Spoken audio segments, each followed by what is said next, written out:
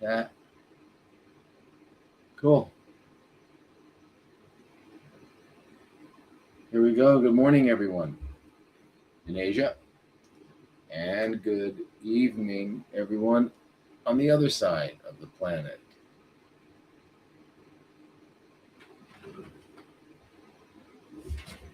Anybody agree that this is kind of white? Pretty white. Yeah, anyway, here we are. So, yeah, in response, good morning, everyone. Again, thank you for all joining from wherever and everywhere. A lot of questions this week. Impossible to answer them all. I mean, it's impossible. We're going to have to figure out something because there are really so many questions. I have to figure out how we're going to. Hey, hi, Melanie, Australia. Yeah. I'm going to figure out how we're going to answer all those questions because you all have really good questions, and I don't know how we're going to answer them. I don't know how we're going to answer them. There's so many questions. I think, I don't know if you guys have any ideas. I mean, one idea obviously is to do this more than once a week, but there's too many questions. There's so many questions. It seems very light, kind of bright. Yeah. Anyway, so I'm from Indiana. Yay. Okay. Good evening. Good evening, everybody. Okay. Beautiful. Valerie.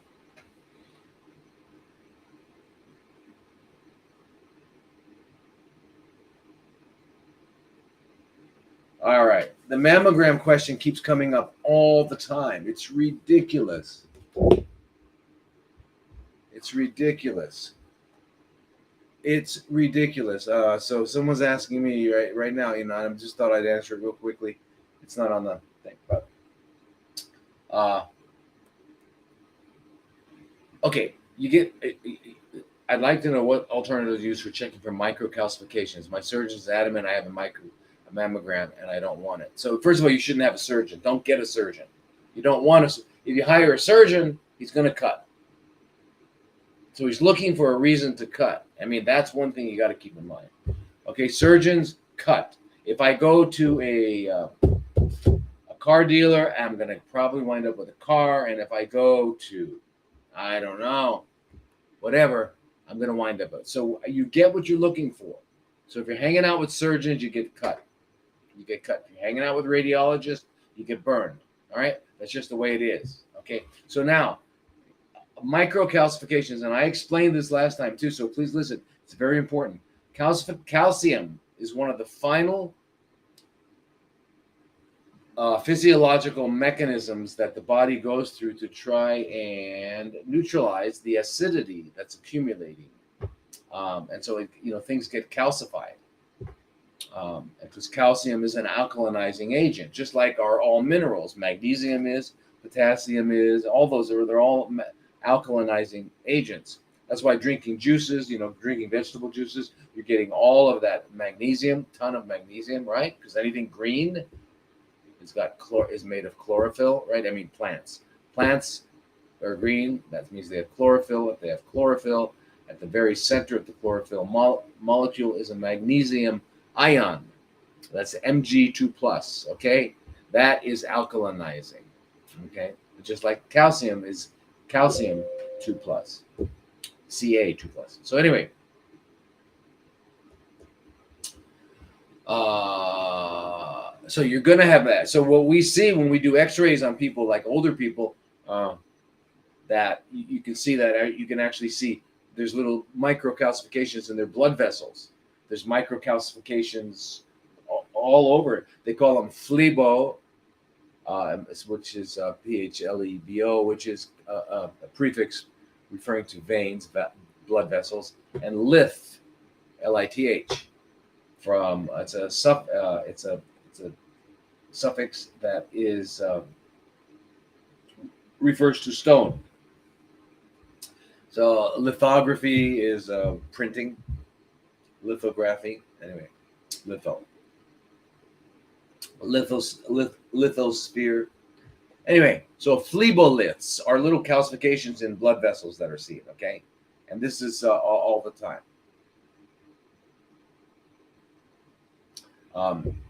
That we see those.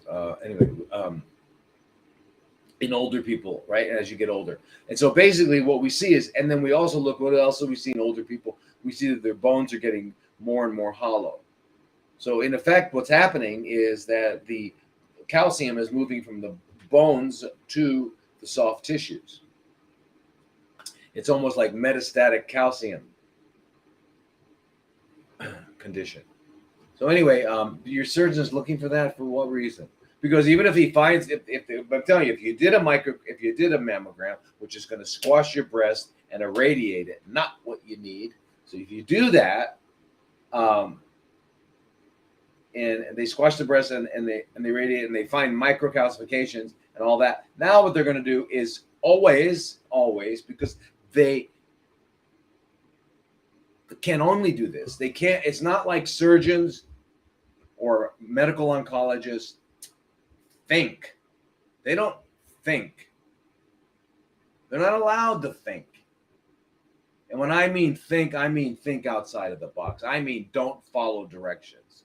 If you call following directions thinking, then you and I have to come up with a whole new definition of the word thinking, because it's not thinking.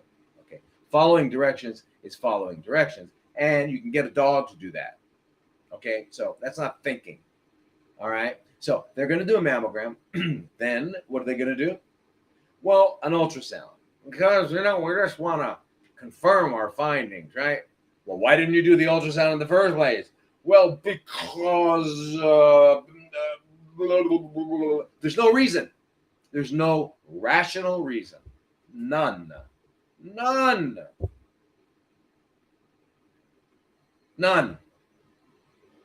So now, and sometimes they skip the ultrasound, but most of the time they use it to confirm the mammogram, to justify. But anyway, it's just all it's doing is spreading the wealth around for the cost of for the money spent with cancer. Now, then they do the biopsy. Then they're going to recommend what? I'll give you one guess. Well, it depends who you're talking to, right? If you go to this Toyota dealer, they're going to sell you a Camry. If you go to this Toyota dealer, they're going to sell you a Corolla. If you go to this Toyota dealer, they're going to sell you a Lexus. It depends on which one you go to. They're all Toyota dealers. They're all going to sell you Toyotas. I have nothing against Toyotas. I have a Toyota. But I'm just saying, there's nothing against Toyotas. But I'm just using it as, going from one great cancer center to the next great cancer center. And a lot of you people, I really, and I get it, Helen. I really understand that a lot of you people are really afraid that your doctor will fire you. Do you know how many oncologists there are? Do you know how many surgeons there are? Do you know how many? They all want to work. They all want patients. You're the head of the team. If you're a patient, you're the head of the team. You're why they exist. Without you, they have no role. All right. So you're the boss. You are the boss of that team. Hi, Alio. No, Allo from Quebec, from Carol. Anyway, so you're the boss. Okay, so you're the boss. He doesn't need a microcalcification. Just tell him. What are you getting a mammogram? But why are you talking to a surgeon? Don't talk to surgeons. Don't talk to surgeons unless you're in trouble. If you're in trouble, I had a poor fellow with he had a mass in his belly and couldn't have bowel movements, and he was in excruciating pain. You got to go to the surgeon. You got to go. Well, if you have a little thing here or there, you don't have to go to surgeons. Okay, so please, and that's why we're all here. We're all here so I can remind you guys of what's going on, because you guys really all know this. You know mostly what you're asking me.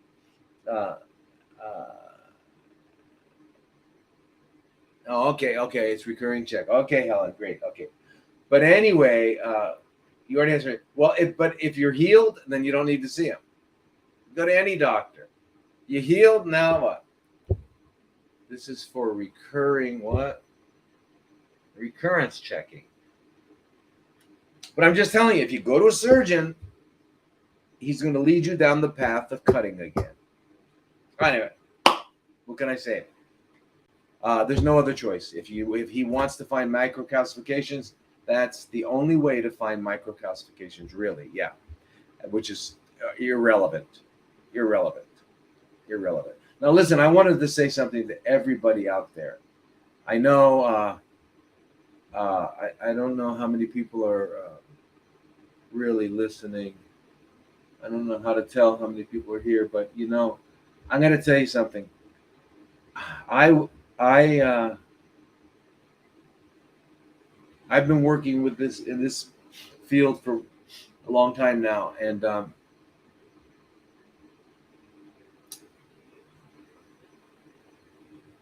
what you all go through, those of you who've gone through the system, you've been told you have cancer, what you all go through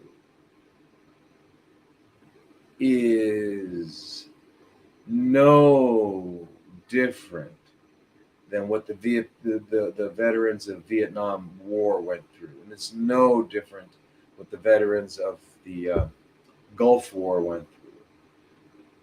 I mean, you guys are heroes. You are all heroes. I can't believe it. I don't think I would have the courage, the strength that you all have. So I just want you all to know that I'm like, wow, you guys are amazing what you go through. And the stories I hear every day continually blow my mind. What they do to people.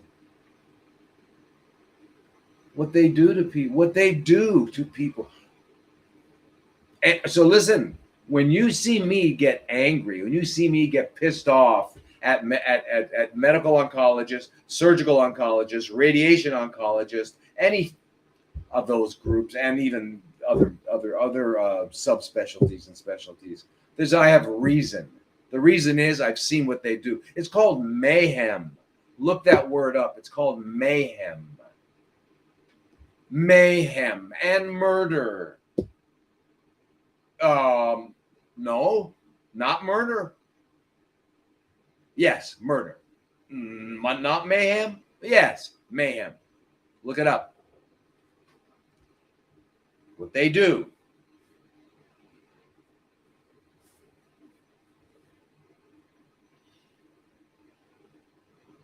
How much magnesium per day for a woman, Dr. Lee? You all need a lot of magnesium. I would try to take, I think they come 250, 300, take 250 like 3 times a day. Take it 3 times a day. If you're drinking lots of green juices and you're eating big salads, you don't need to take as much. Maybe take it twice a day, 250, 300 twice a day. At different times. Remember, magnesium and potassium are like, whoa, they're involved sodium, magnesium, potassium, calcium, these minerals are involved in keeping us like fundamental basics of our cellular structure alive, and magnesium is necessary to make energy. It's part of ATP production and stuff like that. Yeah. Hey, Maui, fantastic. Okay, so anyway, let me get to these questions, you guys, because you wrote them, and I wanted to give you the courtesy of answering that.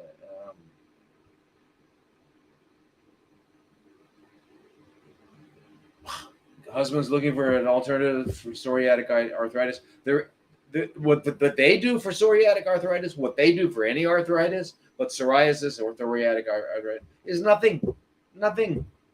They give you pain pills. They might give you steroids. They might give you some other nonsense. They do nothing. But I've seen people with psoriasis and psoriatic arthritis. I mean, I had a guy who had psoriasis so bad that every day when he got up, his whole bed was filled with skin. He had to completely change it. Put them on a juice cleanse for 8 weeks. Gone. But anyway, so let's go into some questions here. Okay, so now, these are questions that were asked by y'all over the week, right? Now, listen, if you don't know how to send in questions for this, please find out on yeah. Anyway, so here's a question. What is your opinion on EGFR and lung cancer? I was stage 4, healed myself with Chinese herbs. Fantastic. So my opinion, therefore, is forget all the drugs, go do the Chinese herbs, okay? I like that. That's beautiful, Jessica. Well, so anyway, you all know what EGFR is, right? Epidermal growth factor receptor. Epidermal growth factor receptor. Anyway, it's on most tissues. It's on most tissues. It's it's necessary for epidermal cells to grow, right? So epidermal cells are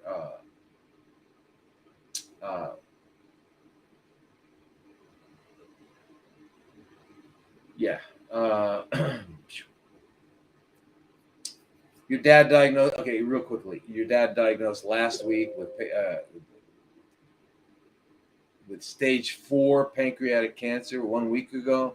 First step to do is, my God, it's too much to say right now. First step to do is don't freak out. Read, do your homework, get on, start finding out. You talk to me. Go to my website, drlodi.com. Make an appointment. Let's talk about it before you do anything. Okay? Before you do anything, because pancreatic cancer, they go about it the wrong way. I'm telling you, they go about it the wrong way. How do I know that? Because the statistics that we get with pancreatic cancer are way different than the statistics they get. Okay, so yeah. Anyway, do that. So epidermal growth factor is on epidermal tissues, and it gets stimulated by many situations, and it's involved in growth of it's how tissues grow. It's a receptor. It's a receptor that it's on. We find that on epithelial, mesenchymal, and even neurological tissue, right? So it's not only on epithelial, right? Which is outside. Yeah. Okay.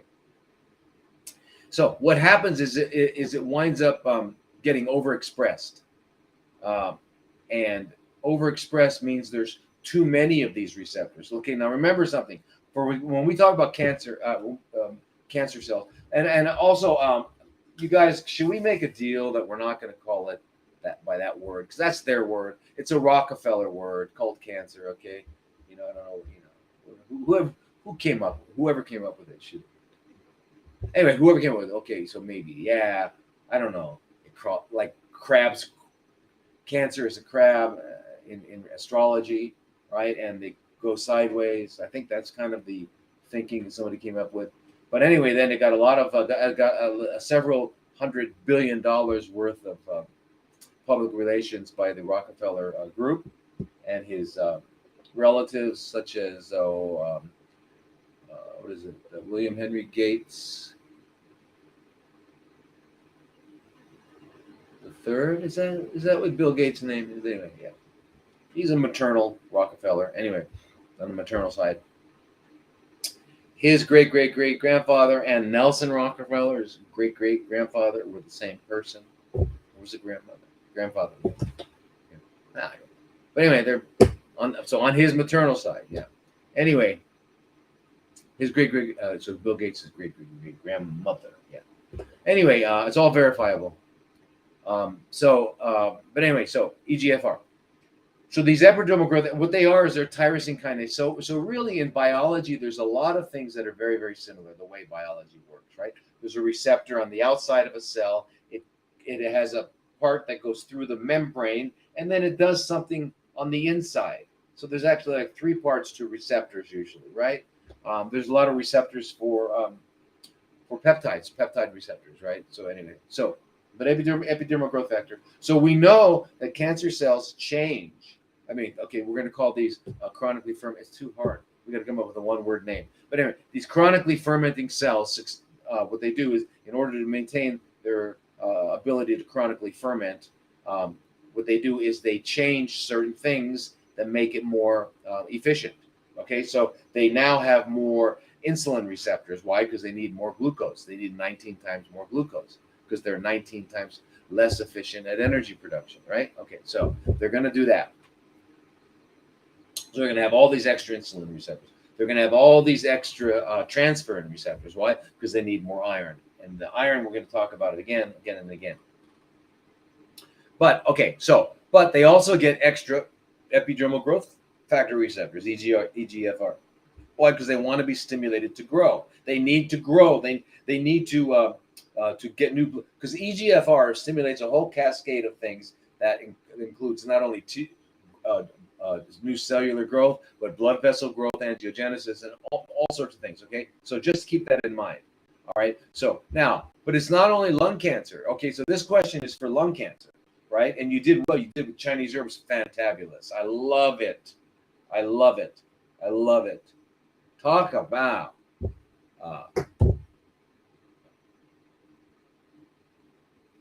what do they call evidence-based medicine? Evidence-based medicine that they love to use. What about Chinese? Traditional Chinese made it 5,000 years of evidence. Okay.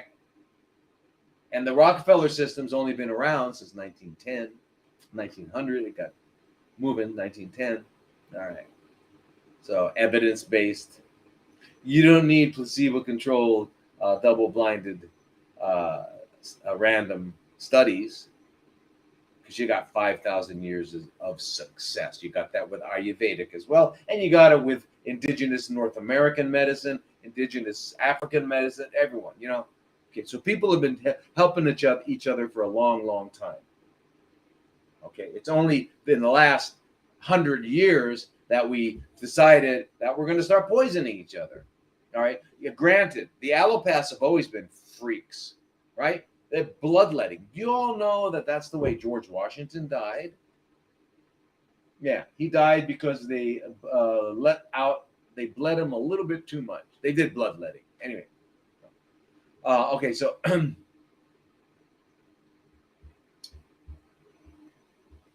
anyway, so here's the thing.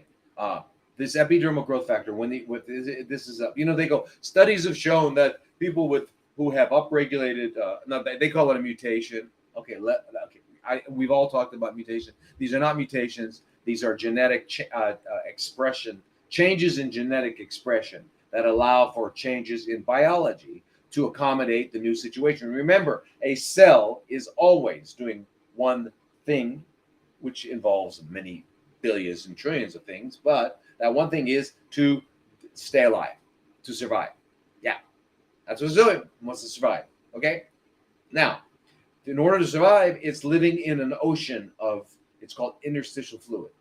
And in that interstitial fluid is everything you've eaten, drank, breathed, came in through your skin, everything that's gotten into your body, and everything that your body's producing in terms of hormones and all kinds of enzymes, etc., are all in there as well. And the stuff that didn't get out, that you didn't excrete because you were sitting around too long and not moving around and not active, right? All that stuff is the soup in which your cells are living. So why do we have DNA?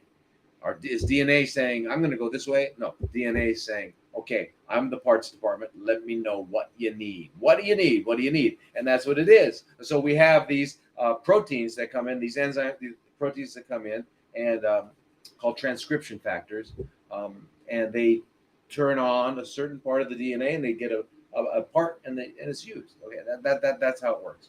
Okay, so in this case, the EGFR is high now. So anyway, now the inside part of EGFR is what they call tyrosine kinase. Okay, so you don't just anyway. The reason you need to know that is just because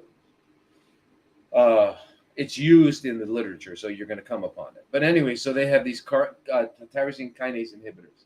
So that's what they do. They've come up with drugs that are going to block that receptor. Okay, and these are usually what they call monoclonal antibodies, and they use things like it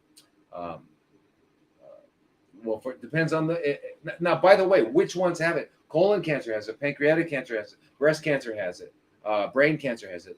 Head and neck. They all do. They all do. They all have these epidermal growth factors. So it's not just lung cancer, but it's different. So for example, they're called ERB, ERB 1, 2, 3, 4. They're called EGFR 1, 2, 3, 4, and they're also called HER 1, 2, 3, 4. And you all heard of HER2 with breasts.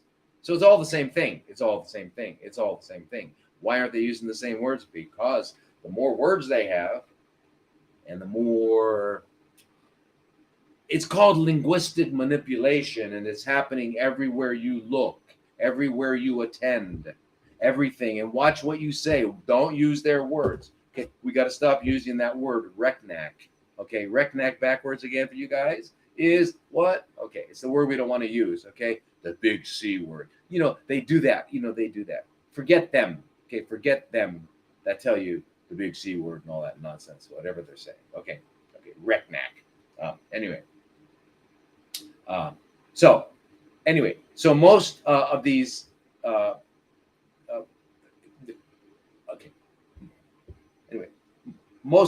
All cancers have these things that stimulate the growth. Okay, epidermal growth factor. Okay. They have different names for them, right? And so therefore they have, and the reason they have all these different names is not just for linguistic manipulation to make you think they're smart, so that they can use all these words, etc. It's so that they can actually have more products. Okay, so why aren't they using the same blockers on the that they use for the breast on the colon? Because the colon has what, anywhere from what, 20 to 85%, they say, I mean, whatever, that's a pretty big thing, of colon cancers have a positive epidermal growth factor. Same with lung. Same with breast. No, breast is like 25%. What the HER2. But anyway, so yeah. And then every different location from where it starts, every different location where the recnac starts is got a drug for it. They've got to know all these drugs. So, you know, for the, like your question here was about lung cancer. So they use gefitinib, which, you know, they also call Iressa, and then there's erlotinib, which is called Tarceva. Okay, so what did they find? Your question, what did they find? What have they found? They found that, well, 60 to 90% of the people have some sort of response. And if you look at these responses, they really mean progression-free survival. For progression-free survival is considered a response. That means it stopped growing and you're still alive. That's all that means. I don't think that's,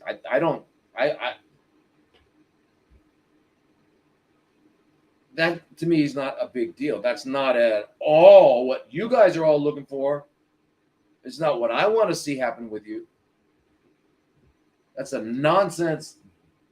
How do you not use foul language when you're talking about this field?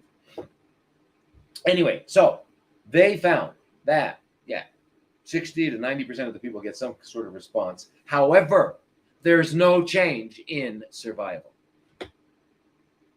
So, what? Let's get that. That definitely got FDA approval right away. Except for a small minority of people. Asian, non-smoking Asian women who had a particular kind of adenocarcinoma, which is a cancer that comes from a gland, bronchial alveolar. So a small subset of people had what they consider a significant response. It was not much. I mean, it was, but there's no change in overall survival again. Okay, so keep that in mind. All right. Now, what I want you to all understand is one of the ways, and this is really important for all cancers. So it's not just, so for breast, very important, colon, important, pancreas, head and neck, lung, it's all important. And that is one of the main drivers stimulates this whole process. And there's a relationship between the epidermal growth factors, right? Which is HER2, HER1, HER2, HER3, HER4, ERB 1, 2, 3, 4, and EGFR. Right? You understand linguistic manipulation, right? There's a pandemic. We need a vaccine. And so you start using those words, and of course, don't use the words if it's not true. I haven't seen pandemic anywhere. Pandemic, want to know what the pandemic is? And I've been working with it for a long time. It's called RECNAC. That's the real pandemic. It's been around, and it's getting bigger and bigger and bigger. It's growing. It's growing. Anyway, so we've talked about this before. One of the central biological mechanisms of the whole cancer process is because it starts with, it's basically a failure, as Otto Warburg said, who Nobel Prize 1931, that it's a failure in cellular respiration. It's a failure in cellular respiration, meaning it's not getting enough oxygen, right? And he would turn down the oxygen, it would grow, turn it up, and it would shrink away. Okay, the RECNAC, right? So therefore, it turns out that the HIF1 alpha, which is hypoxia-inducible factor alpha. Okay, hypoxia means low oxygen. Okay, so this is at the center of it, and this actually stimulates EGFR, right? The HER2, HER1. Well, guess what? There's a there's an enzyme system that counteracts that, just like there are in all of biology. There's always ways that things are getting counteracted. Can't try to fix it. Okay. So, and it's a dioxygenase systems. Dioxygenase systems turn down HIF1 alpha, which produces angiogenesis, new blood vessels, proliferation, metastasis, everything you can imagine. It does, because it's the center. Okay, what turns it off are the dioxygenases. Why am I telling you about that? Because dioxygenases need something called ascorbate to function. Ascorbate is also known as vitamin C. Yeah. Anyway, so my opinion on EGFR is that it's everywhere. Everyone's got every RECNAC has it. Yeah, and their targeting agents don't work. In their research tells you it doesn't work. Okay, so now what's going on? Yeah. Okay, so here's another question. Tamoxifen, why is it prescribed? Does it prevent recurrence or does it prevent metastasis? Okay, these are good questions. What is tamoxifen? Tamoxifen is for people with estrogen receptor positive breast cancer. But remember, you can have estrogen receptors in prostate. There's estrogen receptors in lung. Okay. Yeah. Head and neck, even. Brain. So, and they're going to use all of them for all. They're going to use all these same drugs for all of them. They call it repurposed or off-label use, and it's off-label use until enough people say, well, let's get the FDA to now give that an approval. Why do they want to give that approval? So insurance will pay for it. Because if you're using a drug for a reason that it wasn't FDA approved, it's still legal. It's fine. Any doctor can. It's called off-label use, but the insurance company won't pay for it because the insurance company is only going to pay for what the FDA. This is not at all. I'm a conspiracy theorist. No. The medical system is the biggest conspiracy ever. Well, maybe not. We're going through something pretty neat right now, but it's part of it. Yeah. That's it. It is the medical part. Medical profession. Anyway.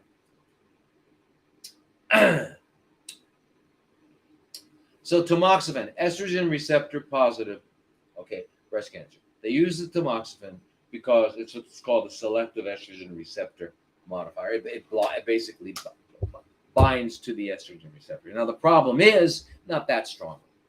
It binds, but not that strongly. Now, when we're talking about estrogen receptors, what are we talking about? Remember, it's not only breast. Okay, we're not only breast, but okay. So what else are we?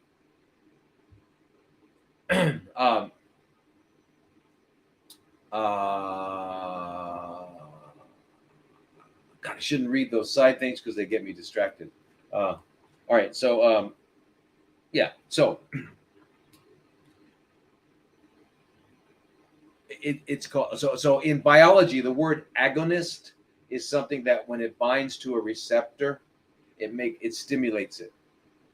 An antagonist is something that when it binds to a receptor, it turns it off, blocks it completely. Okay? So the tamoxifen has both antagonist and agonist effect on estrogen receptors. Now we're talking about estrogen receptor alpha. There are two kinds, alpha and beta. And it's the alpha one that makes things grow. And it's the beta one that makes things shrink and die and go away. So there's two of them. Just like there's the dioxygenase system for the HIF1 alpha, right? Everything in nature is able to be modulated or to be finessed, right? And then balanced. So tamoxifen binds as an agonist and an antagonist. So it's not really that good. And so what happens is that what's the result is that it does not prevent metastasis. So they've done some studies now where they're looking at doing now, okay, remember it's alpha. So yeah, it has nothing to do with the beta. I wish it did, right? If it did, it'd be worth something. Okay, so there was a study here done in 2020 where they looked at based on and listening to your question here now, where they did a re-challenge, tamoxifen re-challenge. So in other words, they used tamoxifen in the first place. The cancer metastasized and came back. So then they said, well, let's try tamoxifen again. So they tried it again. And here's what they found. They found decreased the metastatic potential, but it increased the proliferation and clonogenicity of the MCF7 and TF, right? Okay, that's what they found. All right. So anyway, now, by the way, everybody that's taking tamoxifen, you know what? I'm going to talk to you about something. And I want this is for everybody, not just breasts. Not just breasts. Okay, it's very, very important. Okay, anyway, but what are the side effects of tamoxifen, right? So we know that, oh, by the way, yeah, anyway, so the side effects are menopause, weight gain, irregular menstrual periods, usually loss of menstrual periods, leg swelling, nausea, vaginal discharge, erectile dysfunction, because men do get breast cancer as well, pulmonary embolism, that means a blood clot goes to your lung, blood clots, uterine cancer, and stroke. So they came up with Faslodex, so Faslodex, what it does, Faslodex, instead of blocking the estrogen receptor, it downregulates the production of estrogen receptors. Again, you're going to get problems. You're going to get problems. Now, what I wanted to tell you is, and I know this is it's not answering a specific question, but it's very, very important, and I want you all to hear this, okay? All right. Iodine. I talk about iodine a lot. Now, I put everybody on iodine. I take iodine. Iodine is forgotten. It's the forgotten mineral. Okay, iodine. It's on the periodic table. You all know the periodic table, that right? Starts with hydrogen. I don't know what it ends with, but and they're atoms: hydrogen, helium, lithium, right? Carbon, oxygen, nitrogen, phosphorus. Okay, magnesium, sodium. These are all atoms. Okay. Iodine is in a group called the halogens. Okay, and you got fluoride, chloride, bromide, and iodide. Okay, those are all they do the same thing. They react with sodium, potassium, magnesium, all the transition metals to make salts. Right? They make salts. Okay. So now iodine, hugely forgotten. But it, in terms of breasts, and this is for now because I've had people ask me over the week, and I had calls with people, fibrocystic breasts. Right now, fibrocystic breasts, and we all know, we've heard that these are can be a precursor to breast cancer. Anyway, fibrocystic breasts can get very tender, and so I think I talked to you a little bit about iodine in the past, but there was a guy named John Myers, was a doctor, MD, in the 40s, 30s and 40s, doing his research up to the 50s, and getting rid of 100% 100% of the time getting rid of fibrocystic breasts, which are painful breasts because they got little cysts and thick tubes. And it's just painful. It gets inflamed, very painful. She can't hug her anybody, her friend or her husband or her children, anything. So yeah, during the times that it's hurting really badly. Anyway, he found that by painting the inside wall of the vagina, like twice a week, 3 times a week, up near as close as you can to the cervix, if the woman still has her ovaries, you do that for a little while, and then you can switch to the oral. Completely gets rid of it. You also need to take some magnesium, some vitamin B6, like 100 milligrams a day, yeah. Anyway, so now it turns out that, and I want to talk to you about this other thing too. There was a doctor, Bernard Eskin. Now he's a PhD, and again, he's in the 40s and the 50s. And what he found out was very important. He found out that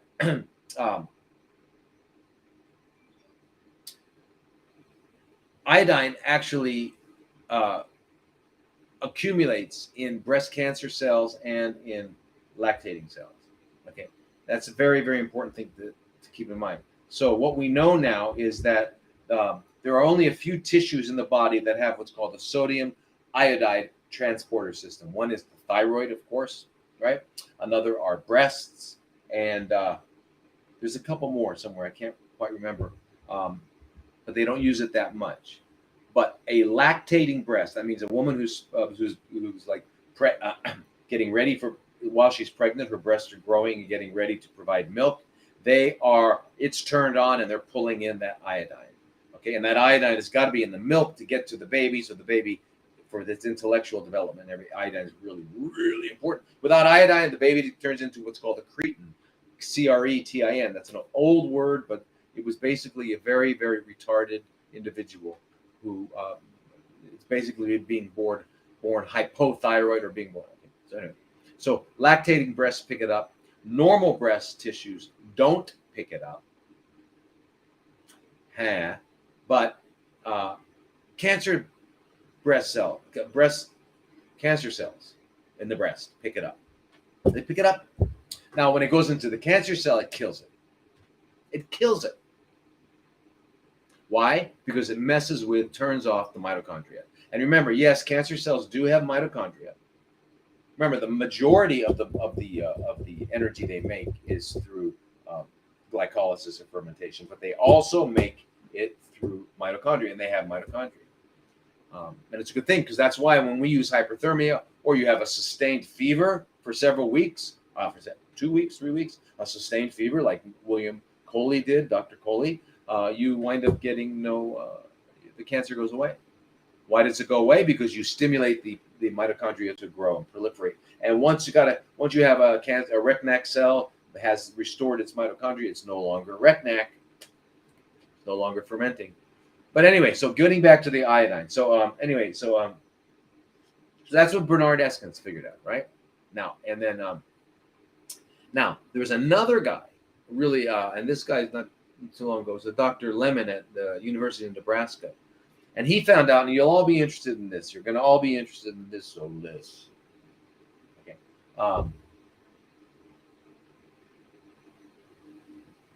There's 3 kinds of estrogens, as we know: estrone, estradiol, estriol. Okay. Well, estriol, which predominates during pregnancy, estriol is called an anti-cancer, whereas estrone and estradiol are called pro-cancer or moderate, right? The estrone is moderate. The estradiol is. But the estriol is off. Now, why? What's the difference? It has to do with receptors. Okay? So the estrone and estradiol have predominantly alpha, estrogen receptor alpha agonist. The estriol lightly touches on, okay, so for tamoxifen question, lightly touches on the alpha, but puts very hard, very strong on the beta, estrogen receptor beta, which kills cancer. But it's on the alpha a little bit. Well, that's no good, is it? No, that is good. It's doing the same thing that tamoxifen is. Estriol is doing the same thing that tamoxifen is. except that it's also on the beta, so it's killing it. So it's better. But you can't prescribe it because you're going to get in trouble. Doctors can't prescribe it. And that's because they don't have the courage to do what their job is. And their job is to help you, not their careers, okay? And not their standing in the medical community. That's not their job.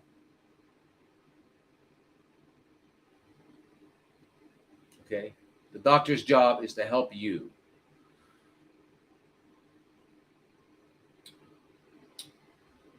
Anyway, so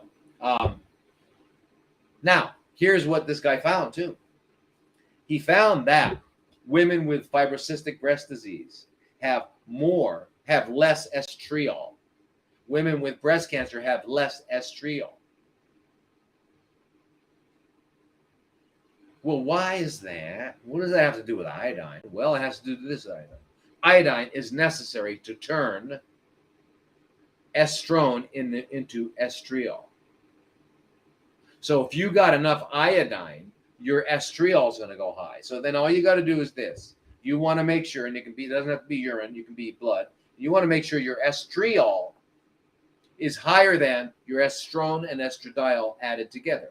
And if you do that, you're going to prevent cancer. And if you have cancer, you're going to really give it a hard time. You can't really do too well. Iodine. Okay, now what kind of iodine are we talking about? We're talking about, okay, iodine comes in as an atom, which is iodide, which is a negative charge. So potassium iodide, which is the one they give out. And if you're taking nascent iodine, that's not going to do it. Nascent iodine basically came about with Edgar Casey. He talked about it. And it's supposed to basically just be ionic iodine, which is just the single atom with a negative charge, right? With potassium. But anyway, that's good. That's what we need, and that's what our thyroid hormone has to deliver to all the cells in the body to stimulate energy production. So that's really important. But the iodine, which is two iodides together and they become I2, it's called molecular iodine. That's what's necessary for breasts. That's what breasts pick up. Okay. Now, one of the other things that has been found is that in addition, while the iodine's sitting out in the tissues, because remember, normal breast tissue will not pick up iodine. It's just going to sit there. It's going to sit there in the interstitial fluid, just sitting there waiting in the connective tissue. But what does it do? Fantastic studies have shown that I2 mixes with arachidonic acid. Now, arachidonic acid is, if any of you guys are familiar with, omega-3, omega-6, right? We talk about omega-3 oils as being the anti-inflammatory, right? You want them. That's why the people that make big mistake and say you should have fish oil, no, because fish oils have some of the derivatives of omega-3 derivatives called EPO and eicosapentaenoic acid, EPA and DHA, dicosohexanoic acid, right? DHA, EPA. Okay. You don't need large amounts of that. You need the omega-3, and then your body will make what you need out of it. But anyway, the omega-6s, the first derivative of omega-6s is arachidonic acid, because omega-6s stimulate or are behind inflammation. Oh, we don't want inflammation. We do want inflammation. We don't heal without inflammation. You can call acute inflammation healing. It's how you heal. It's where you bang your finger, it gets red hot, swollen, painful. That's how you heal. It's acute inflammation. Okay, it starts with arachidonic acid. Anyway, arachidonic acid is also in there with chronic inflammation. Well, it turns out that all cancer, but breast cancer, in one of the studies here, they had arachidonic acid. Well, when the iodine mixes with the arachidonic acid, it turns into something that is called 6-iodolactone. And 6-iodolactone wipes out cancer completely. Yeah. So, powerful anti-cancer. So that's why you got to get Lugol's or iodoral because they are the iodide and the iodine.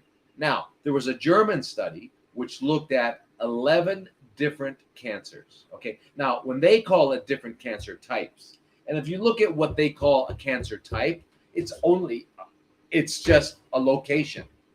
So if you want to call type location, okay, call it that. But that's just what it is. I gotta take off So they looked at 11 different ones and it worked. The same thing. They all have arachidonic acid. They have a lot of arachidonic because they're inflamed. Iodine mixes with them and produces 6-iodolactone, kills them. But I guess so Mexican studies have shown this. In India, Germany, studies like that. Yeah. So and there are different ways of doing it. It's like, for example, so how much iodine? 12.5 milligrams a day. Japanese get 13.8 milligrams per day in their diet. But what they were talking about is taking like prophylactic. Put a drop on each breast of the Lugol's, if you have the Lugol's, or you could take it orally. So let's see.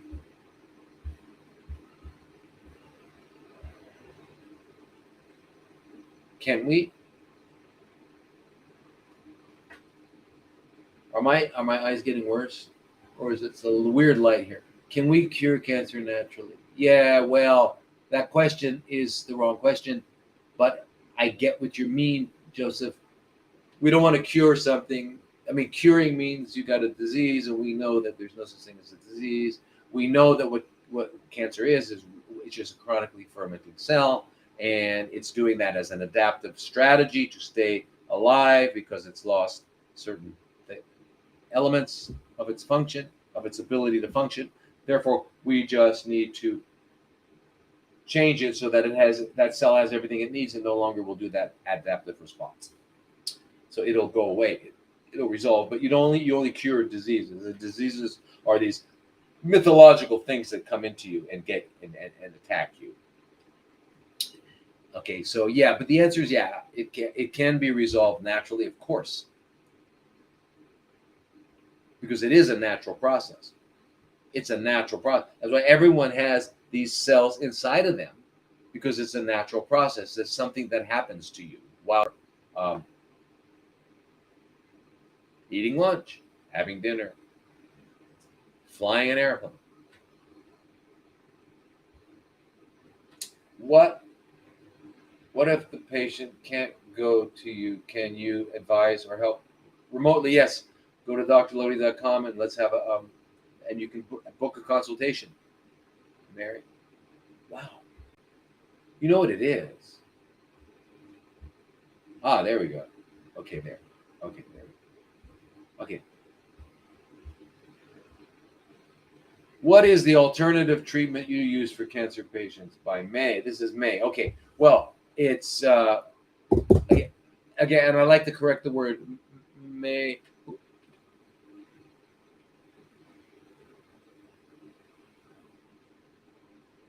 All right, you guys are good. You guys are talking to each other. You guys, yay! All right.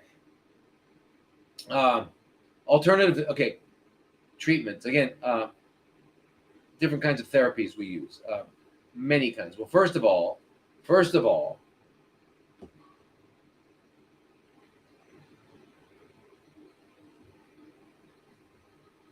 Wow.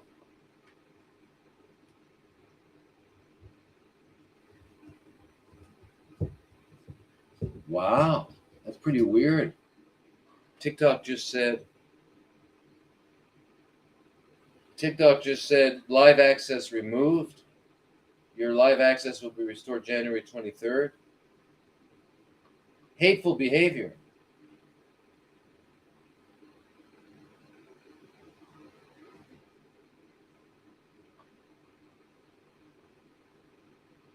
Whoa.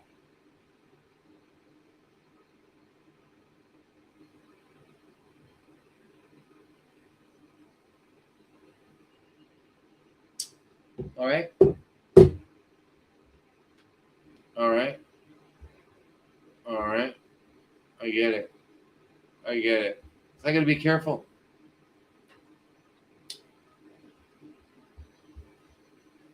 Anyway, the alternative treatments that we use, therapies that we use, all kinds. So number one, we teach people how to stop making cancer. We change their internal biochemistry. Very important. Which involves everything from juicing and cleansing and blah, blah, blah, blah, colonics and lymphatics, etc., things like that. And then number two is we target and eliminate the cancer without causing harm. We're using vitamin C, using ozone, using artesunate, using quercetin, using curcumin, using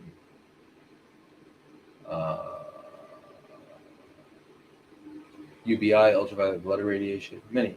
And then the third thing we do is we stimulate the immune system with different things like IL-2, TA1, which is, and you all know about that. We've talked about that. So different kinds of ways to stimulate the immune system.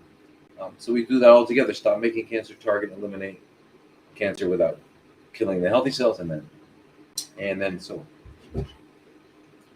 why does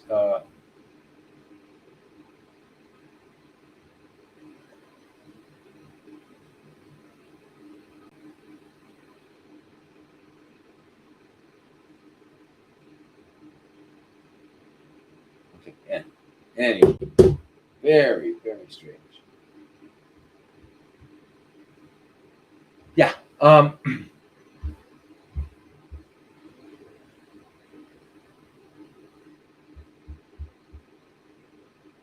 Okay. Are you familiar with Halin 951? Would it be good to help prevent recurrence? Halin 951.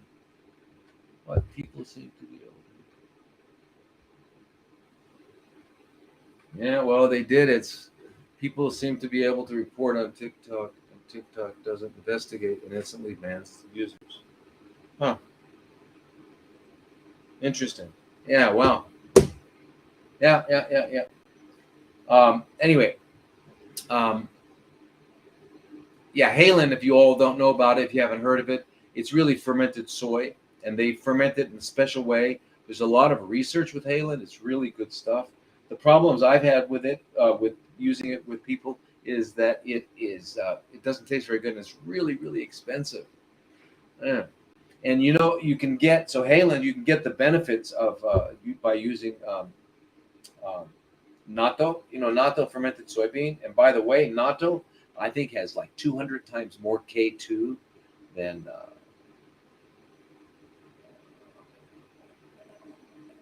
what do you call it? Than any other source. 215 as 15 times more than I forget, but it's like got the most K2 of any place, right?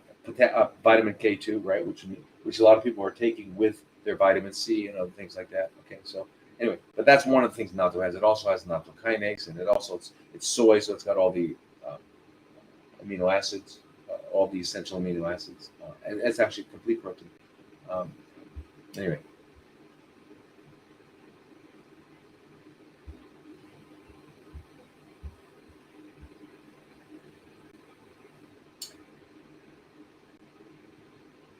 So I'm familiar with Halin, and I would say if you can afford it and like to drink, that's sure. Drink, it's good. It's really good. It's fermented soy. It's very good for you. That question is coming up. Why does ovarian cancer have such a high rate of reoccurrence? This question is really interesting because they all do. They all have a high rate of recurrence. That's the sad part.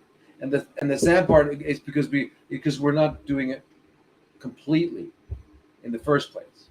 So a complete way of dealing with cancer is to not only eliminate all the existing cancer cells, but to change your biology so you're no longer making cancer. So if you don't stop making cancer, it's going to come back. It's going to come back. And that is the foundation of what we do, what I do.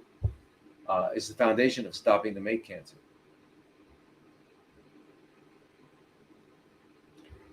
So,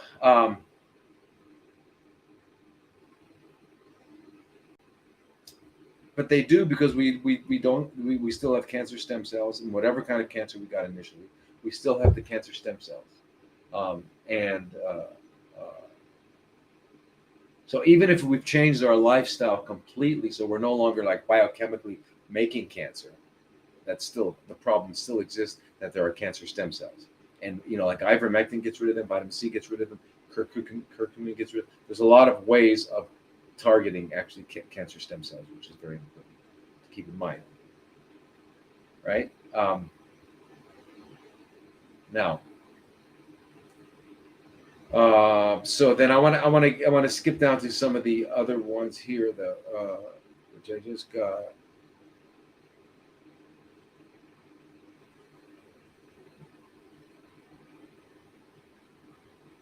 Yeah, wow. Okay, so anyway, it's crazy the world we live in. Someone I was just reading here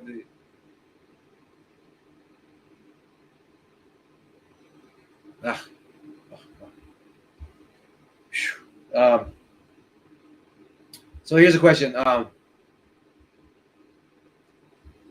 We went through the What should I request for a mammogram alternative? Yeah, straight to the ultrasound, and then also get the thermograms are great. Thermogram and ultrasound together are far better than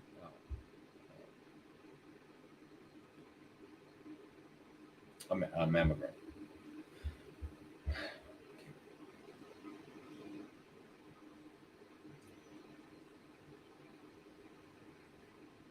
Are all diseases reversible with diet and fasting? Let's change our word. It's not a disease. Diseases are mythological things that get into you. What it is are your body's adapting by becoming insulin resistant, or increasing your blood pressure, or doing whatever it's doing, or you're getting an arthritis, or things like that are all happening as an adaptive response to a situation.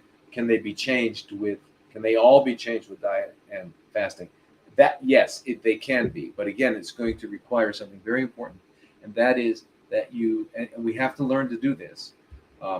We have to learn to control our minds, okay? Because our minds will down-regulate our immune system. Our minds will turn off our immune systems. That's very, very important. They basically turn it off, and so we have to learn to turn off the mind, okay? And we do that through meditation. Meditation is learning to be quiet inside, just learning to be quiet inside. And the internal dialogue that we have is almost impossible to turn off. It is the greatest of all challenges you will have.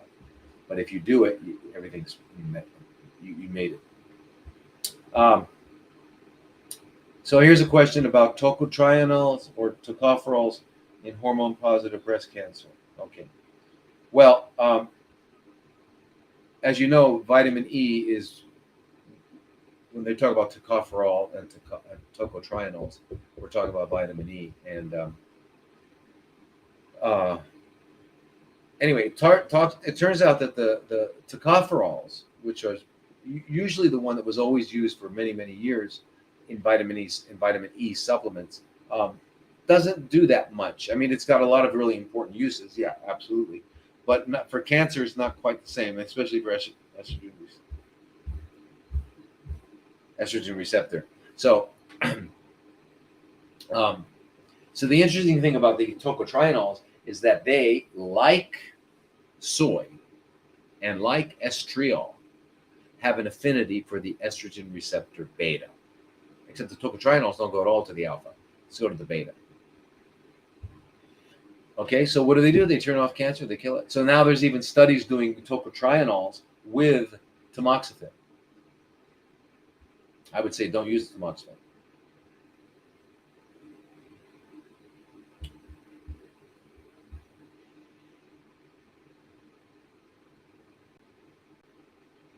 Okay, skipping chemo completely and go alternative for triple negative breast cancer.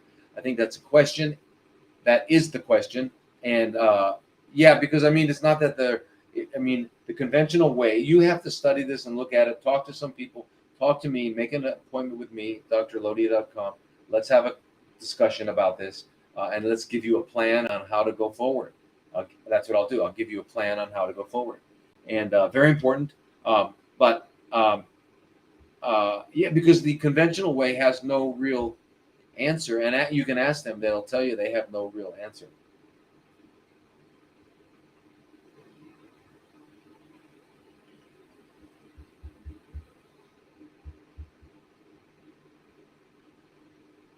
How do I increase my appetite? Cannabis, I think, is the best. I don't know. There's something called Megace. I don't think it ever really worked. But cannabis in the smoked form, um, and sativa in the smoked form, is the best to increase appetite. I mean, better than the eating it forms, swallowing it, better than the, you know, eating the oil or anything like that. But that is the best. That will increase appetite. It's the best. It's the best of all. There's nothing else in medicine.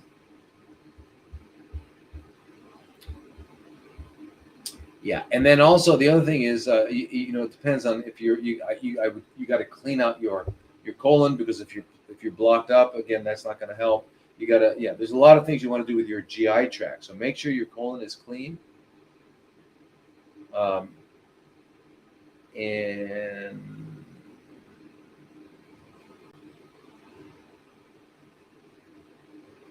yeah, and the other thing is if you're having pain with eating and all that sort of thing, so we'd have to work on that. But if it's just a matter of having an appetite, cannabis smoking is the best.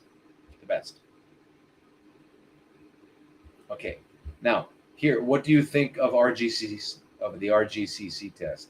Um, Sorry to say, but I think it's not worth much at all.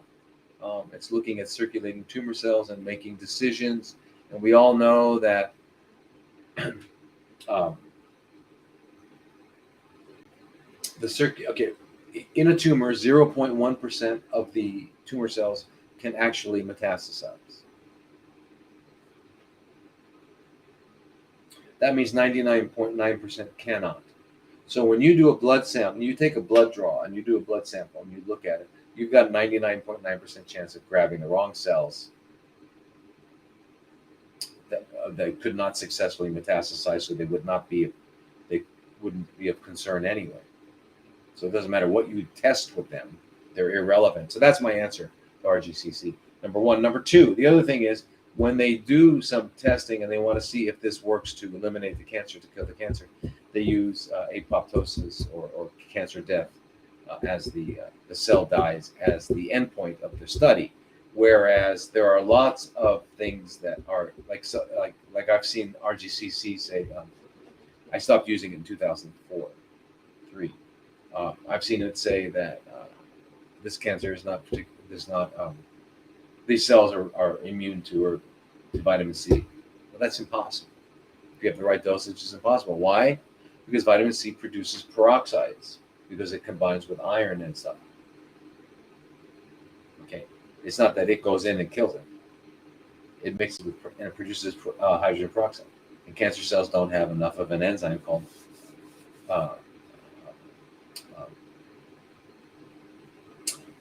they don't have the enzyme. What's it called?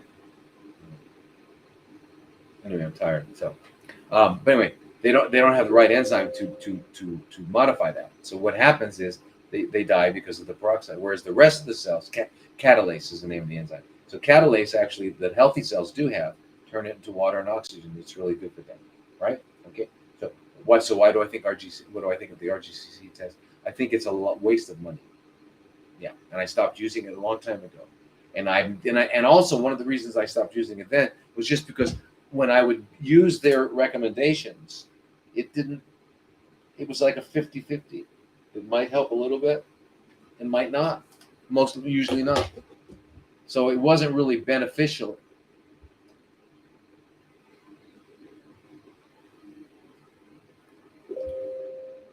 So,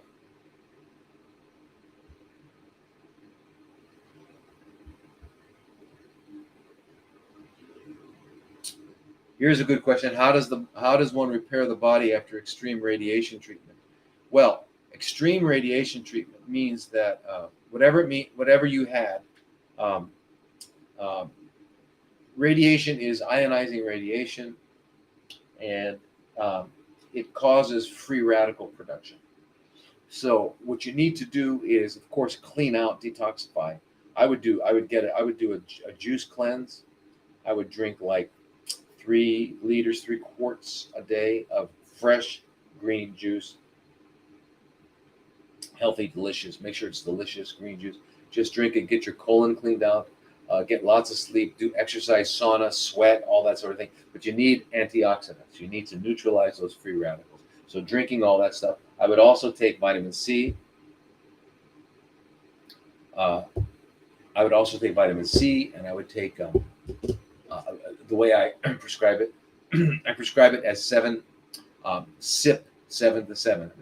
Real easy to remember. SSS. Sip 7 to 7. So what you do is you take 8, 10, 12 grams, whatever, depending on how big you are. You put it in a quart of water like I do, and from 7 a.m. to 7 p.m., you just keep doing that. And you'll absorb it, because if you take in any more than about 100 milligrams or so, you won't absorb it and you'll lose it. Okay, so very important. So I'd be doing that. Plus, I'd be getting vitamin C IVs if you had a lot of that. And I'd be getting them at least 2-3 times a week. Okay, vitamin C, 25 grams, not high dose, because you're looking to undo the damage done by the radiation. So then it would be like 25 grams. Same with if you've had a lot of chemo. 25 grams over like 3 hours. Or you can do, but 25 grams over 3 hours, which will give you a good antioxidant. Get in there and just, and I would do that daily, is if you can, 5 days a week for a while. If you had a lot of radiation, it'd be really, really, really helpful. But yeah, also take the tocotrienol, take the vitamin E, take vitamin A, lots of vitamin A. If you have cancer, you got to take 40,000 units of vitamin A day. Watch your levels. Be checking your levels. Vitamin D, you should be taking at least 30,000 a day. Check your levels again. You've got to make sure your therapeutic levels, like 90 to 120 around there, is therapeutic. And vitamin C, and you need minerals: selenium, zinc, manganese, magnesium. Now, have you spent time with Brian Clement and Hippocrates and Gabriel Cousins? Yeah, I know both of them. Yeah, Brian and I have known each other for a long time, friends. We've lectured together. We've been on the same venues, lectured together. So he's a great guy. And Gabriel Cousins, fantastic. I have the utmost respect for him.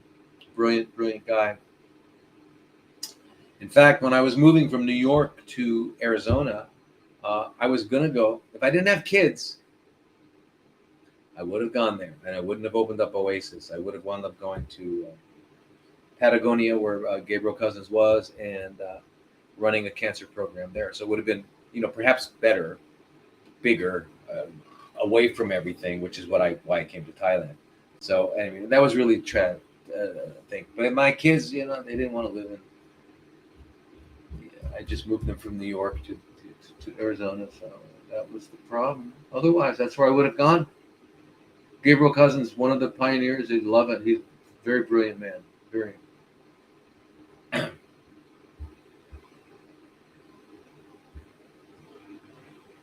Should you not consume soy foods if you need to reduce estrogen production? Okay, real quick, as a reminder to everyone, soy is estrogen receptor beta and lightly on the alpha, so it's really good. So it blocks the alpha, so almost like tamoxifen, it keeps estradiol and estrone can't go to the alpha because it's already there, but it's big time on the on the beta. So it's actually, yes, you should eat it. It's not that you shouldn't. You should consume as much as you can, in the form of miso, in the form of tempeh, in the form of natto. Yeah. I have painful and tender breasts, awaiting breast check. Could this be excess estrogen production? You could be estrogen dominant, absolutely, but you're probably, like we said before, your estrone and estradiol are higher than your estriol. You need to reverse that. So you need iodine, and someone who is a natural, who understands natural medicine and can work with you about getting your hormones balanced and all that sort of thing. Yeah. Now, we've got to get down to dosage for ivermectin and breast cancer. Well, doses for ivermectin and all of them, okay, there's different ways. You're going to use the antiparasitics, first of all, to get rid of parasites that we all have. You're not going to be able to diagnose them, usually means you're not going to be able to find them and see them and say, aha, there it is. You're not going to be able to do that because we don't find them alive in the stool very often, or dead in the stool very often, because they go deep inside of organs and they're in there. So you've got to use high doses of anti-parasitic drugs to get deep in. Now, I know somebody was commenting and had very good comments about using clove and all these different ones, and they are good. Some get the eggs, some get the larva, some get the mature ones. They're very good. You can use those. They just take a long time, and they really, a lot of times, don't do it in time if you have cancer. So you got to move quickly, and you want to get things done quickly. So we usually use So we use different kinds of protocols, but one of the protocols that we've used is ivermectin 12 milligrams 3 times a day with the mebendazole 100 milligrams twice a day, or and praziquantel 600 milligrams 3 times a day, and pyrantel pamoate 725 milligrams 3 times a day. And you can do that for like 3 weeks on and then 1 week off. And that's a big punch. And then 1 week off, use antifungals, right?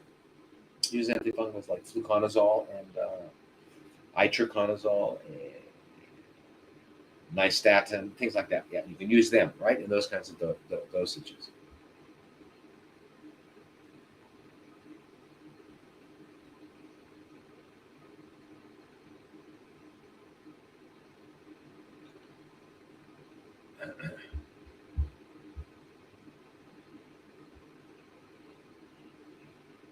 Oh, wait. So we already did all these questions here, right? Let's see more. Oh, here's a question about what could cause a high ferritin level above 600? Well, ferritin is the storage molecule for iron. Okay, and so anyway, to address this concern here, going on too from Christine. So your ferritin is storage molecule. Now, we look at the ferritin to iron ratio in cancer. We don't want it to be 5. If it gets to 5 to 1, we've got some active cancer going on. We want the ferritin to iron ratio to be 2 to 1, 1 to 1. Don't go above, when you start getting 3 to 1, 4 to 1, 5 to 1 for sure. But anyway, so ferritin can go up. Ferritin is also one of the acute phase reactants, just like CRP, C-reactive protein, is an acute phase. In other words, acute inflammation is going to cause that to go up. It's going to cause ferritin to go up. It's going to cause fibrinogen to go up. There's a lot of different things that are called acute phase reactants, right? Positive phase reactants. So ferritin can go up in acute inflammation as well. But if it stays up, you're talking about if it stays up, right? Now, but the most, when they look, they've done different studies and looked at it, really, really high ferritin levels. We're talking over 1,000, over 2,000, over 3,000. Are usually cancer is number 1. Number 2 is iron storage problems. So there is something.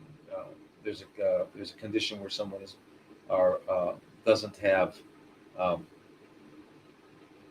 the ability to store, and they wind up getting a condition called hemosiderosis, and they also get a high ferritin level, really, really high ferritin level.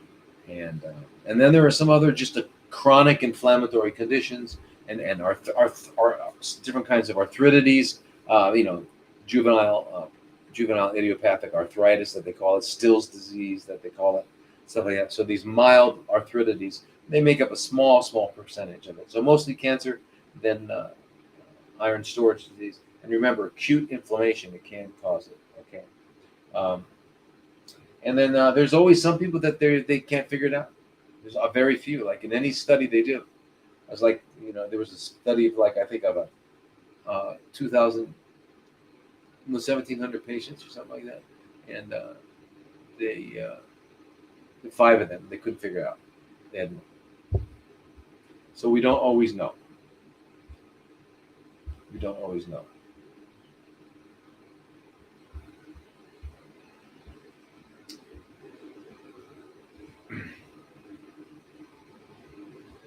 Also, if your ferritin is low, that your iron is low, then just eat iron. Just eat, lots of plants like spinach and stuff like that, and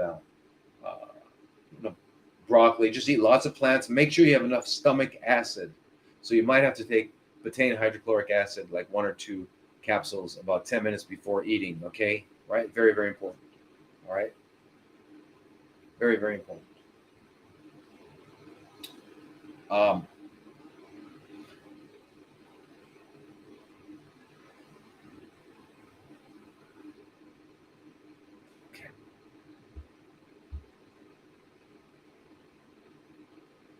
Wait, says, wait, so if you are in menopause, is it okay to be on estradiol patch as long as we're taking iodine? No, I wouldn't do an estradiol patch. I would not. I would not. Especially it's on all the time. Remember, when you have a normal menstrual cycle throughout, when you're early in your life, your cycles are like this, right? The first part of the month is high estrogen. The second part of the month is high progesterone. So it kind of undoes it. You need that. So usually they put people that are postmenopausal on all the time. So if I put someone on biologically identical hormones postmenopausal, I'm still going to cycle them. So you might get a spotting here or there every month. That's okay. It's not a period. It's just a spotting. But to keep you the way you should be at 35, 40 years old is probably around the healthiest time in terms of hormones in our society. So we can keep you right around that time. So I would still cycle, and I wouldn't use an estradiol patch, and I would make sure that it was biologically, what do you call it? Biologically identical, made from plants, plant sources, not made from horses and things like that. And don't use the progestins, because those are what we really know cause cancer. The progestins, not progesterone, progestin. Oh, so here we go.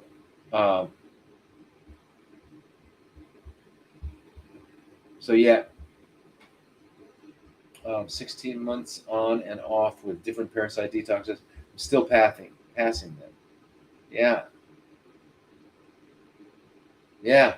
Well, I would just say, if you want, it's up to you, but you can get a few of the 2 or 3 or 4 of them and just get rid of them. Do it in a short time. Get them detox from the medications and just get rid of them. Yeah. You could do that.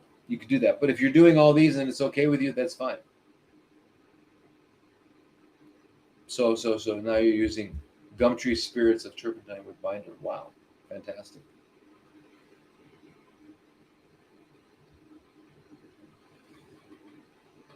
Okay, what is the dosage for pembendazole?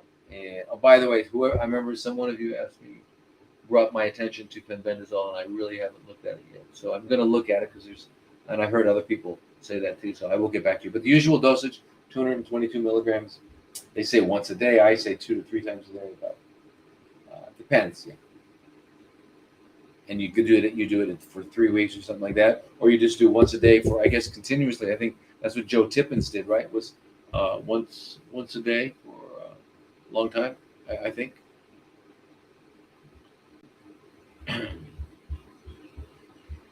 How do you know you have them? You probably don't know. The only time you know is if you have a really big tapeworm and no matter what you eat, you can't gain weight, or sometimes that's it, or you're hyperthyroid, but sometimes that's it. So I don't know. But how do you know? Most people do have it. Most people do have parasites. Most people do. In fact, I think the CDC estimates that up to 80% of Americans have it. So, yeah. Isn't the immune system able to get the parasites under control? Unfortunately, they're pretty smart, pretty clever. They can avoid the immune system. They get in and out, and they crawl into organs, and they stay there. Yeah.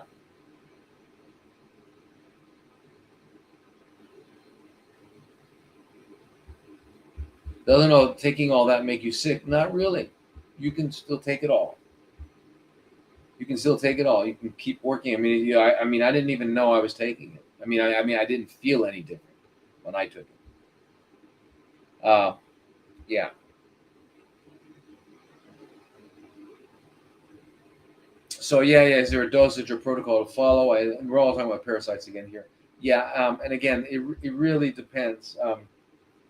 If you think you've got parasites, you and like I said, I just explained it.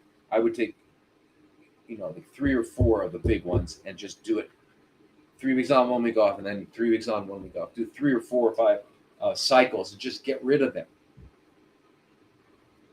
Uh, I have invasive candida. Is this due to parasites? Well, parasites they all work together, and most parasites are microorganisms. Remember, parasites can be protozoas, which are just single-celled organisms, or they can be worms. And in their small when they're except for the big adults, they're pretty much microscopic as well. But they all hang out together. And once you get a dysbiosis, that means you get an imbalance of your gut bio. You get an imbalance. Once you get that imbalance, you're going to have overgrowth of different. It can be a bacteria that causes problem, or you can get overgrowth of candida. So basically, this is due to the invasive. What's calling invasive candida just means that rather than the normal 10%, which is what a healthy person has, is 10% yeast and fungus. It goes up to 15, 20%, and if you got that, that's really a problem. And it's just because you need to get back your healthy ones, and they'll police it. They'll take care of it. You got to take back. You got to take probiotics like 3-4 times a day and eat really healthy food. You can get some what they call prebiotics, which is usually inulin and things like that. But basically, it's cellulose and it's fiber. It's soluble fiber and insoluble fiber. That's what the bacteria love to eat, because they take this fiber and they turn it into short chain fatty acids. In other words, they can break it up. They have the enzymes to break it up that we can't. For us, it's undigestible, so it's called fiber. For them, it's food. They eat it, right? So that's their food. So if you're putting in probiotics, but you're not putting in the food for them, they won't be able to stay alive. They won't be able to colonize. Okay, so that's what happens. Yeah.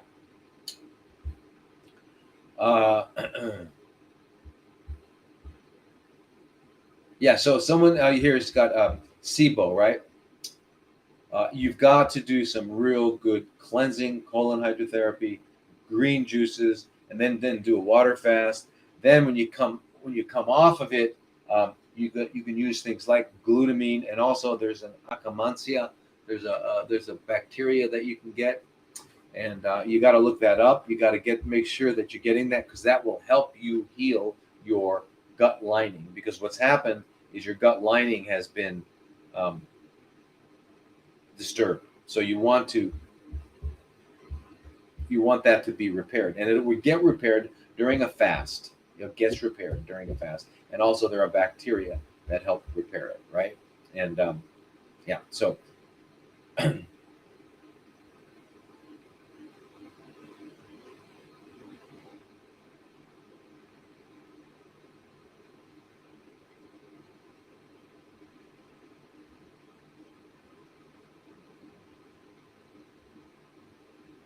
also yeah, so okay, I talked. Yeah, remember we talked about Eddie, the lady named Eddie. What was her name? Because the question here again is this week here is they made you scared of cancer. They made you scared of cancer. Things have been added into our lifestyles, but I cannot go into the details. But suffice it to say that back in 1959, we were warned we would see an explosion of cancer, and that was Mary Eddy, I think was her name. Yeah.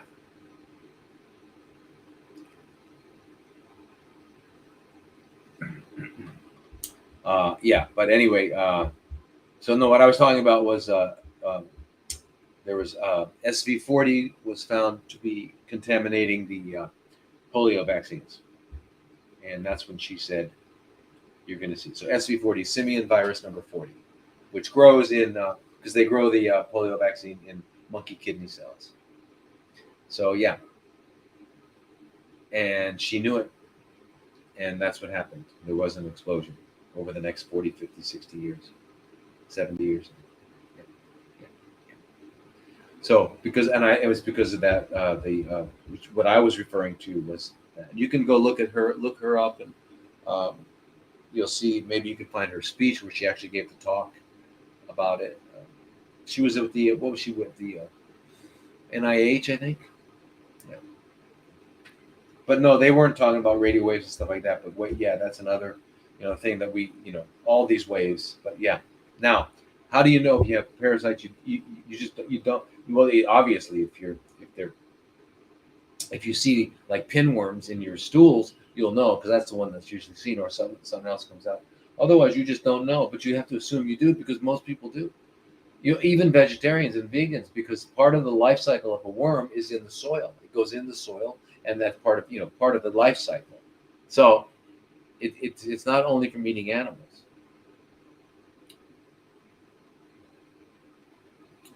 Best way to detox from a vaccine is there's only one way to detox. I mean, there's only one. Cleansing, all the same detoxing. Depends on what vaccine you're talking about. So, if you're talking about detoxing from the spike protein, that's one thing if you were exposed to the spike protein. But if you were exposed to the actual mRNA that's going to produce the spike protein, it'll just keep coming back. There's no way to detox it, because you're now making it. That's the problem. That's the problem. It's crazy. Um,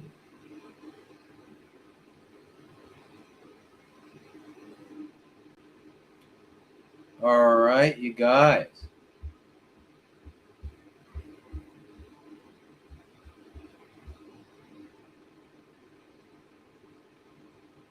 How does radiation, even a light dose, and IPT work together? They work good. I mean, yeah, and a light dose radiation was even enhanced with hyperthermia, doing hyperthermia first, then the radiation, kind of like lets you get a lot better um, effect of it. You can use really small doses of, uh, and I think they were doing that at UCLA. I remember that when I was in Arizona, using hyperthermia, and then right after doing the radiotherapy at very low doses, and then the IPT, same thing. Yeah, so all those things you can do. But again, remember, these are all of these ways and immunotherapy protocols. Yeah, that I recommend. So remember, all of these ways are ways of killing the cancer. But remember, there's two other parts to it. Number one is stop making cancer, changing your biochemistry. And the other one is waking up your immune system with us. So they work really good. So if you were to use the IL-2, the TA1, getting lots of sleep, getting your colon clean, all the other things that stimulate the immune system, and turning off the mind, learning to turn off the mind, um, yeah, works really, really, really good.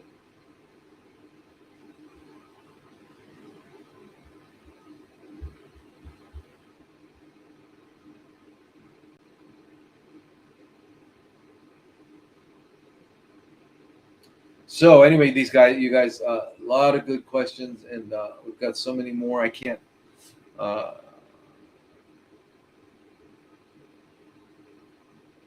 uh, got gotta run. How we doing? How's Facebook doing? Are you guys still on there?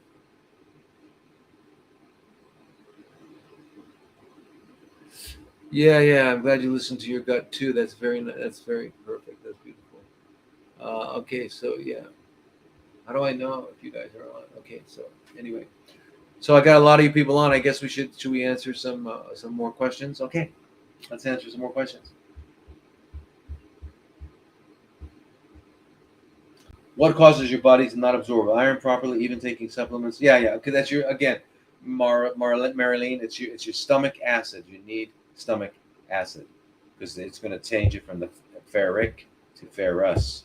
Okay, and that happens in an acidic environment. So take betaine hydrochloric acid 2 capsules before 10 minutes before eating, 15 minutes before eating. And then when you eat, and you got all the plants that have all the iron in it, they'll get absorbed. You'll absorb it. But try that. It works. Um,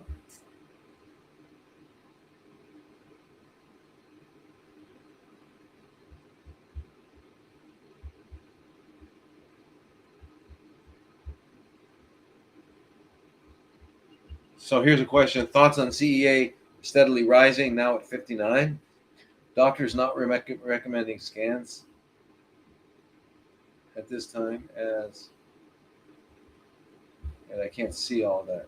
Not recommending scans, not to put undue stress on the body during the critical phase of treatment, but pleased with how the body is responding through acupuncture meridian testing. Have recently concluded the second phase of a 180-day intense detoxification protocol, including antifungals and antiparasitic medications, homeopathics, and removal of several broken and cracked teeth. We'll continue this regimen for the next 90, and we'll also be removing several old amalgam. Great. If you've got a biological dentist that's doing all this work, they use ozone. If they extract the tooth, they clean it with ozone, and then they use platelet-rich fibrin from your blood to seal it off. And if you're doing the acupuncture meridian test, that's amazing. You're really at a great advantage there. And you're doing these antiparasitics, that's all fantastic. Eat really healthy, get to bed early, you're doing good. But it's still going up. That's very interesting. They check the other ones, the CA19-9, and none of the other tumor markers are going up. What about the LDH? Is the LDH going up? What about the ferritin to iron ratio? Right. What about thymidine kinase? So there's a lot of things you can check also if you don't want to do a scan. That's what you can do. So Valerie, go to my website, drlodi.com, and make an appointment with me. Let's talk about that. But get the ferritin to iron ratio. Make sure that's not 5-1. Look at your LDH. Make sure that's not going too high. Look at your thymidine kinase. Look at some of the other ones, CA19-9, CA125. Just look at a few of them. And look at your neutrophil to lymphocyte ratio. Make sure it's not too high. There's a lot of things you can look at.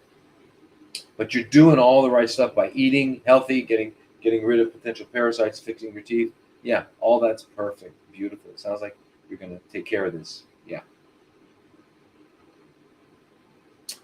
Okay.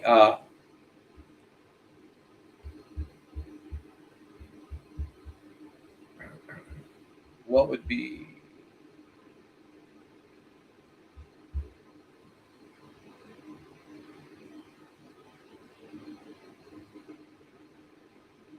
What is this? I'd say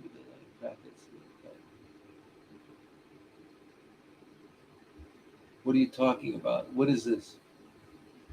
Facebook topic, how to get rid of cancer. Thank you for this, but can you please some detail of dosage for each what?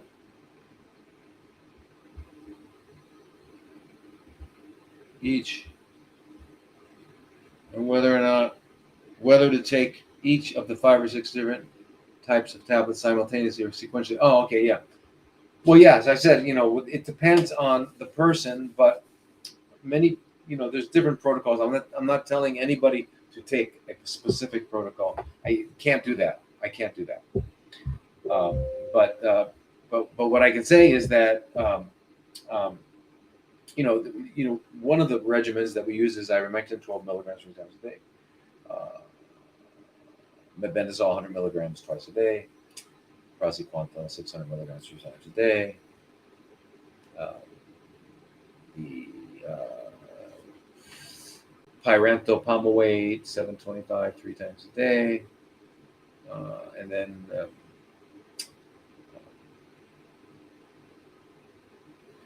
tinidazole, which you can also use, which is 500 milligrams 2-3 times a day. And that's really good for especially dental parasites. And you do them 3 weeks on, 1 week off. And the fluconazole, maybe 100 milligrams twice a day. And the nystatin, maybe 500,000 units twice a day. And then maybe the itraconazole, 100 milligrams twice a day for the antifungals. So that might be one protocol that some people would use. And I can't tell anybody what to do. What to take, because I don't know you, and I don't know your situation, and it's really not okay. it doesn't make any sense. I can't really just tell you what to take based on a few words, because I need to like talk to you. I need to see your medical records. I need to understand certain things, look at some blood tests and things like that. So it really, yeah.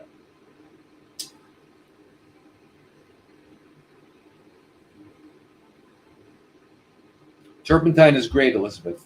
Yes. I don't know how good it is with parasites. I think we really need to use the parasite, you know, but I think it's very, very, very, it's excellent. It's helpful. Um, I can prescribe, but you're saying, Marcia is asking me, if you can't prescribe, can you recommend a doctor? Thank you. Well, if you're my patient and I do a, if I do a, I, if you're my pay, if I do a consultation with you, and so what they tell me is if I do a virtual physical exam, which is kind of strange, a weird thing, but the virtual physical exam, then I can prescribe, because now telemedicine is allowing these things. So I can do that. Um, and then again, then you run into state by state. So for example, I'm licensed in Arizona and New York, so no other state, so I can't really prescribe. However, sometimes other states honor a prescription from another state. So those are the problems. So really, Marcia, what you need to be looking for is in your state. We'd have to find someone. Yeah, that. It's just this problem, this legal problem. Um,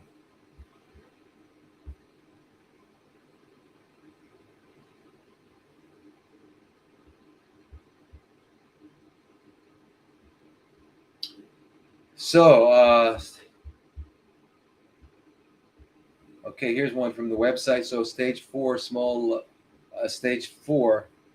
cell lung cancer. I can't get it under control. Nothing works. Any treatments only work for about 2 treatments. I normally eat well. I had great health before the diagnosis. I just lost 16 pounds last month. I'm a skeleton. I need to do something. Yeah, well, you got to get in touch with me, because there's too much for me to say. But I mean, yeah, uh, usually well, no matter what you try, it just doesn't seem to work, or it only works for a little while. Then there's a couple of problems. Number one is the immune system is overwhelmed and it's not able to do its job. And um, and as you all know, cancer at RECNAC has the ability to turn our immune cells against us, and make support tumor growth. So there's things you have to do. One of the things that the body would do is get a really high fever. If you had a high fever for a long time, that would be tremendous. If you had hyperthermia, um, you should. I don't know if you're doing, but I don't know what you're doing, but there's a lot of things you could be doing. We talked a little bit today about the IRESA and the other tyrosine kinase inhibitor. They don't really improve with even if you're the right genetic type, which is all nonsense. But even if you are, it still doesn't work. Okay, so um, anyway, but it sounds like there's a lot of So you normally eat well. I'm not sure what that means, but that's a big deal, and you should always eat well right now, because right now you're sick. Right now you're in trouble. So right now is really important to eat as healthy as possible. 100% healthy, but you got to know how to do that. You're going to need some help. I hope you have some people that help you, that can help prepare foods and make juices for you. You're going to need some colon hydrotherapy. You're going to need a lot of stuff like that. You got to learn to meditate. You have to be able to get some, order some things. So we're going to need to have a doctor that's going to be willing to collaborate with me, and we can a lot of things we can do, Penny. So.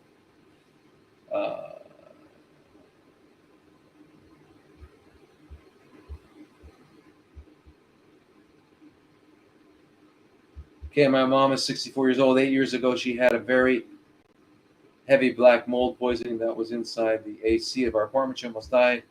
Even though there was some level of recovery, we moved out. She is still very weak, low energy. She feels like vomiting often, very thin. What's your opinion? What can be done to help her feel better? She eats a raw vegan diet. She is refusing to go to doctors. or takes synthetic drugs. Only thing she is taking is a table of colloidal silver every morning. Well, she needs, uh, that's a big, we need to see if there's anything else going on, if that's all that's going on. So really, Salom, there's so many things that she could do and we should do that would really be. She's got to do. It looks like so she's eating right. I don't think she's probably undernourished, not eating enough. Um, you need a lot of. Remember, everybody you need to get healthy. You need to have healthy fats. Healthy fats. You've got to have up like around um, at least 60% of your diet has to be healthy fats, and I'm talking about chia seeds, flax seeds, and nuts, nut butters, seed butters, coconut oil, avocado, things like that, right? That is very, very important, exceedingly important, um, um, because that will allow your cellular voltage to increase to 70 and you'll heal. If you can't, and it sounds like she's very low voltage, so she needs fats. She needs a lot of healthy fats. She's probably just eating salads and things like that and whatever. I'm not sure what she's eating on a raw vegan diet, but you got to get lots and lots of fats, like 6 tablespoons. Um, Sounds like she's way too thin to fast. Fasting wouldn't help her at this point. So your mom sounds really sick. So got to get her, as I said, her fats up and stuff like that. I'd be happy to talk with you. Is thymosin alpha 1 nasal spray a good alternative to subcutaneous? If you got the real thing, if it's really thymosin alpha 1 nasal spray, I don't know how well it crosses through and is absorbed. I don't know, because there are some peptides that cannot be used as nasal spray and some that can. And I haven't seen thymosin alpha 1 is being used. But if it has been made and approved, then you'll be able to tell that. Whoever's making it should show you the data. Whoever's producing the thymosin alpha 1 nasal spray for you should be able to show you the data of their why they decided to do it, because they have to have at some point been able to discover that the nasal spray allowed them to get the same effect as the subcutaneous injections.